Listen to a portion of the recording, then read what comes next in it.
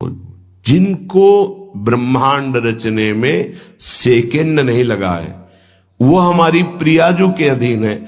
हमको कुछ अपनी व्यवस्था के विषय में सोचना, मानो शरणागति के विषय में आपको अविश्वास, कलंक है ये बात। हे, बिल्कुल भरोसे पे हो जाओ, फिर सामने देखो क्या होता है। बिल्कुल भरोसे पे हो जाओ। गुरुजनों ने कभी भी अन्य आश्रय नहीं होने दिया, कभी भी अन्य जगह जगह बचाते। वो जानते हैं कि अन्य आश्रय, धन का आश्रय, वस्तु का आश्रय, व्यक्ति का आश्रय, ये तुमसे सच्ची बताते हैं, गुरुजनों की कुछ बातें बाद में समझ में आती, पहले समझ में नहीं आती। केवल श्री जी का भरोसा रखो, जिसने आज दिया है वही कल देगा। जब गुरु जी को कोई कहता कि कभी काम में आ जाएगी ये वस्तु, रख लो, तो बोले इसी को मिटाने के लिए बाबा जी हुए हैं। जब कभी काम में आनी होगी तो तुरंत श्री जी भेजेंगे, हम इसको पहले से क्यों रखें। ये हमें चाहिए कि केवल श्री जी का आश्रय लेकर वृंदावन वास हो। देखना कितना आनंदित रहोगे। फिर रोना आता है, तुम्हारे आंसू फिर निकलेंगे। जब आप एकांत में होंगे, आपका कोई नहीं होगा और आपकी परिस्थिति विपरीत होगी, तब जो शरणागति होती है वही भगवत प्राप्ति कराती है। जब तक विपरीत परिस्थिति नहीं आएगी तब तक शरणागति परिपक्व नहीं होगी। बात लिख लीजिए, चाहे वो द्रौपदी जी हो, चाहे गजराज गजेंद्र जी हो, चाहे कोई भी हो, जब ऐसी विपरीत परिस्थिति आए कि कोई भी सहयोगी नहीं रह गया, तब शुद्ध शरणागति और भगवत साक्षात्कार। उस दिन के लिए तैयार रहो और मांगो कि हमारी आसक्ति का नाश करने के लिए परिस्थिति ऐसी दे दो प्रभु कि सिर्फ आप पर दृष्टि हो, सिर्फ आप पर, ना कोई हमारा, ना हम किसी के, सिर्फ आप। मेरे तो गिरधर गोपाल, दूसरों न कोई। बात समझो, सत्संग की बात को समझो, परमार्थ की बात को समझो। तो जब कोई हमारे जीवन में प्रश्न आता तो जो नील चादर ओढ़े हुए विराजमान है, उनकी चादर की तरफ देखते, आकाश की तरफ, बाहर निकलकर आकाश की तरफ देखते। तत्काल उत्तर मिला है हमको, तत्काल भाग, यहां से भाग। झोला टांगा, रात्रि में भागे, जब भागे तब रात्रि में भागे। भागो भागो भागो, भागते भागते अब पायो परम विश्राम। अब वृंदावन, श्री वृंदावन विश्राम, सब सोहित निष्काम मत, श्री वृंदावन विश्राम। हे, भागते रहो, संबंधों से भागते रहो, आश्रयों से भागते रहो। एक आश्रय केवल हरि गुरु का, बस एक विश्राम स्थल। जैसे आप रखो, जैसे आप रखो, हम उसी में राजी हैं। समस्त प्राणियों को वृंदावन के नमस्कार बुद्धि से देखो।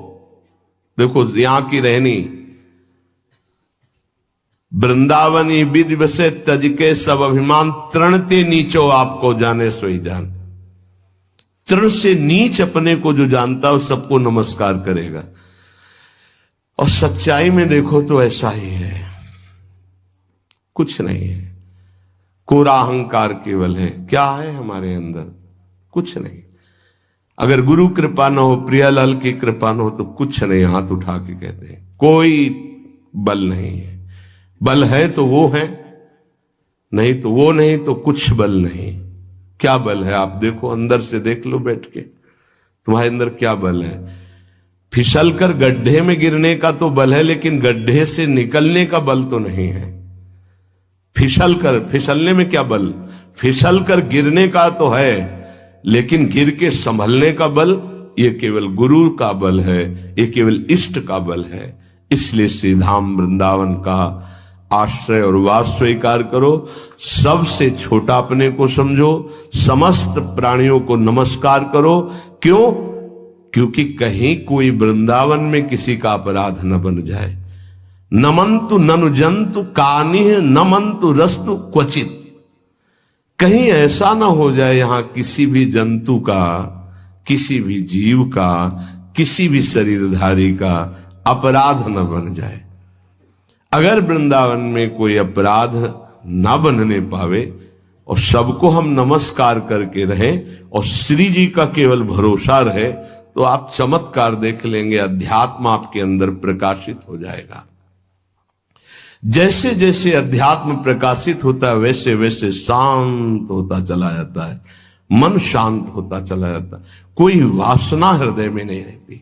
पूज्यपाद श्री उड़िया बाबा जी महाराज से प्रश्न किया, पीछे वर्णन किया गया था कि बड़े बड़े महापुरुषों की ये लोग निंदा क्यों करने लगते हैं, क्यों द्वेष करने लगते हैं? वो तो किसी से द्वेष नहीं करते। जितने महापुरुष हुए उनकी निंदा हुई है, वर्तमान में जितने हैं तो आप देख लो सैकड़ों अगर नमस्कार करने वाले तो कुछ निंदक आपको मिलेंगे। ऐसा क्यों होता है? क्योंकि संत तो किसी से द्वेष नहीं करते, द्रोह तो उनके हृदय में होता नहीं, अद्वेष्टा सर्वभूतानाम।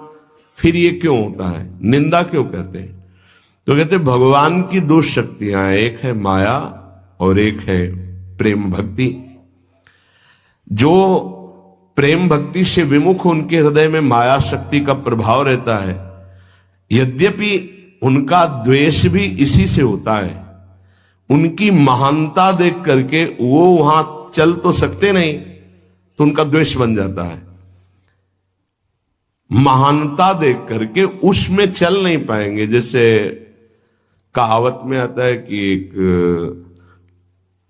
अंगूर को बहुत कोशिश की पाने की, जब नहीं मिले तो घंटे हैं, प्रयास किया लेकिन नहीं मिला। तो उनका प्रयास माया जनित है, तो प्रेम या भक्ति या सद्गुण या भगवद आश्रय नहीं धारण कर पाते, तो उनको द्रोह हो जाता है संतों से। आप नरसिंह मेहता जी का चरित्र देखिए, बड़े बड़े भक्तों का, उन्हीं के गांव के लोग, उन्हीं के घर के परिवार के जनों ने ही द्रोह पैदा कर दिया। द्वेष, निंदा, मारने की चेष्टा, अपमान, ऐसे। अच्छा सोचो, उड़िया बाबा जैसे महापुरुष से क्या कभी ऐसा हो सकता है कि उनके मारने के लिए आदमी लगा दे? विचार करके देखो। पैसा देकर भेजा गया था कि सत्संग में जाके नाक काट लो। वो आदमी चुपचाप चाकू लेकर के आया और प्रणाम के बहाने तो संतों के सामने कौन रोकता, तत्काल चाकू निकाली और जे भी मारा तो हाथ पकड़ते पकड़ते चावल भर नाक में चल, मतलब थोड़ा सा ऐसे खून निकलने लगा। ऐसे बाबा ने रोका, पकड़ा और गुफा में ले गए। आज भी गुफा नीचे जो बनी हुई, बैठे और गरम दूध चीनी डाल के मंगवाया, पिलाया और कहा धैर्य धारण करो, बिल्कुल डरो मत, तुम्हें कोई नहीं मारेगा, तुमने ऐसा क्यों किया? तो रो पड़ा संत कृपा देख के और कहा बाबा मुझे इतने 1000 रुपए देने की बात कही गई थी कि बाबा मैं गरीब आदमी हूं, पैसे के लोभ से बुद्धि मारी गई। उन्होंने कहा बस तुम ऐसे नाक में चाकू मार देना। ऐसा बाबा ने कहा कोई बात नहीं। कहां से आए हो? बोले हाथरस के हैं। बाबा ने ये नहीं पूछा कि किसने भेजा है। चतुरता इस बात की कि सब शिष्य थे, अगर ये पता चल जाए कि किसने तो उससे द्रोह हो जाएगा ना, बस इतना पूछा था क्यों तुमने ऐसा किया? तो बोले मुझे पैसा दे। ये नहीं पूछा किसने किया, क्योंकि उससे द्वेष हो जाएगा। अपने शिष्यों से कहा शपथ है हमारी, इसे डांटना भी नहीं और हाथरस की बस में सुरक्षित बैठाल करके आओ, चलो जाओ। बोलो ऐसे महापुरुष को फिर बाद में लीला, द्वेष की हद हो गई, संसार द्वेष की सूली पे चढ़ा दिया, जहर पिला दिया। मीरा जी को जहर पिला दिया, प्रहलाद जी को क्या? क्यों ऐसा करते हैं लोग? बोले माया से आसक्त चित्त वाले जब भक्त को देखते तो उनके अंदर गाली देने का मन होता, जलन पैदा होती, स्वभाव ऐसा स्वाभाविक है। उनके हृदय में इतना द्वेष पैदा होता है कि वो दुष्ट हृदय कैसे इनकी हानि हो, बस ये सोचते हैं कैसे इनकी। बड़ा विचित्र खेल है ये संतों के साथ। क्यों? पलटू बाबा को अयोध्या में झोपड़ी में ही आग लगा दी आसपास से, ऐसा क्यों होता है? तो बोलिए माया शक्ति कि जिसके हृदय में माया का प्रभाव, मलिन हृदय होता है, वो संतों से स्वाभाविक द्वेष करते हैं, जो कि द्वेष के पात्र नहीं है। वो किसी से वो द्वेष नहीं करते। एक संत आप चरित्र उठा करके देखो, संतों से द्वेष करने वाले प्रत्येक महापुरुष के जीवन में देखा गया कि द्वेष करने वाले, और कोई कोई तो उन्हीं के पार्षदों के रूप में द्वेष करने लगे, उन्हीं के पार्षद बनकर उनकी खिलाफत करने लगे और उन्हीं के पार्षदों के द्वारा उनको सूली पर चढ़ाया गया। बड़ा विचित्र माया का खेल है। इसी से वो भक्तों की निंदा करते हैं और भक्तों से द्रोह करके अपना सर्वनाश कर लेते हैं। तो क्या इससे बचा जा सकता है?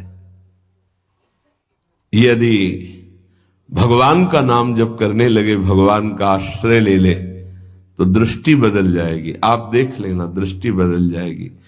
नाम जापक सहृदय होता है, वो घोर पापी पर भी प्यार करता है। लोग समझते नहीं उनके हृदय को। घोर पापी को भी वो प्यार करके भगवान से मिलाना चाहते हैं। यदि आप नाम जप करते हैं तो आप बच सकते हैं, नहीं संत द्रोह की वृत्ति अंदर पैदा हो जाएगी। ये माया है। ये जहां किसी महापुरुष का यश सुन तो वही निंदा शुरू कर देता है, क्योंकि माया उसका पतन कराती है और भक्ति उत्थान कराती है।